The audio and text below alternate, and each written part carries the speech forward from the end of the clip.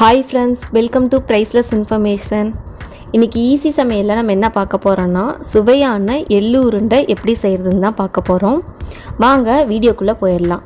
இந்த எள்ளு உருண்டை செய்கிறதுக்கு நம்மளுக்கு 3 பொருள் போதுங்க. நான் இப்போ வறுத்த எள்ளு 1/4 கிலோ எடுத்திருக்கேன். 150 கிராம் வெல்லம் எடுத்திருக்கேன். அது இது மாதிரி உடச்சி தூளாக வச்சுக்கிட்டேன். 4 ஏலக்காய் எடுத்திருக்கேன். இது 3 பொருள் மட்டும் போதுங்க. இப்போ இந்த 3 பொருளையும் ஒரு மிக்ஸி ஜாரில் நம்ம சேர்த்துக்கலாம்.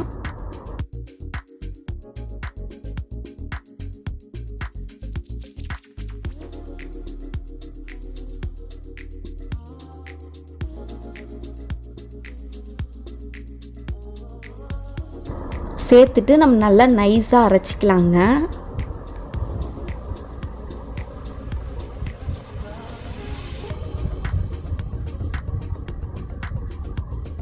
பாருங்கள், இந்த பதத்துக்கு நீங்கள் அரைச்சிங்கனாவே போதும்.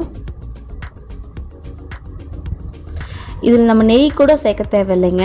ஏன்னா எள்ளே எண்ணெய் விடும், எண்ணெய் பதத்துக்கு கொண்டுட்டு வரும். அதனால் நம்ம அப்படியே கூட உருண்டை பிடிச்சிக்கலாம்.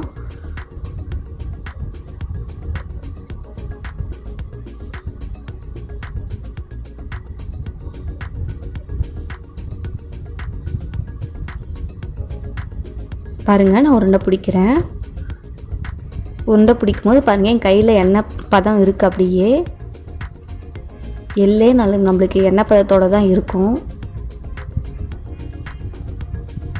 பாருங்கள், நம்மளுக்கு எள்ளு உருண்டை ரெடி ஆகிடுச்சு. எள்ளு உருண்டை நம்ம டெய்லியும் ஒன்று சாப்பிடலாங்க. இது நம்மளுக்கு ஹேர் ஃபாலை தடுக்கும்.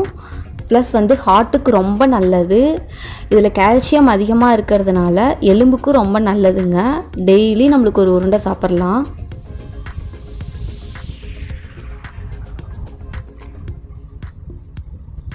ப்ளஸ் குழந்தைங்க எல்லாமே இதை விரும்பி சாப்பிடுவாங்க.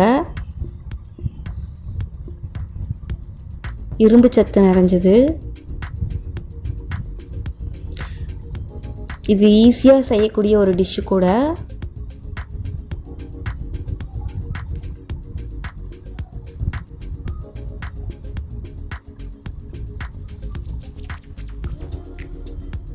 நான் வறுத்த எள்ளை எடுத்துருக்கிறதுனால நான் வறுக்கலைங்க. சப்போஸ் நீங்கள் பச்சை எள்ளு எடுத்துக்கிட்டிங்கன்னா ஒரு தடவை நீங்கள் வறுத்துக்கோங்க, ஒரு 5 மினிட்ஸு.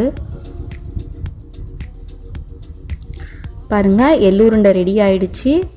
நல்லா டேஸ்ட்டாகவும் இருந்துச்சு. நான் சாப்பிட்டு பார்த்தேன். நீங்களும் உங்கள் வீட்டில் எப்படி இருக்குன்னு செஞ்சு பார்த்துட்டு கமெண்ட் பண்ணுங்கள். இந்த வீடியோ பிடிச்சிருந்தால் லைக் பண்ணுங்கள், ஷேர் பண்ணுங்கள். மறக்காமல் சேனலை சப்ஸ்கிரைப் பண்ணிக்கோங்க. தேங்க்ஸ் ஃபார் வாட்சிங்.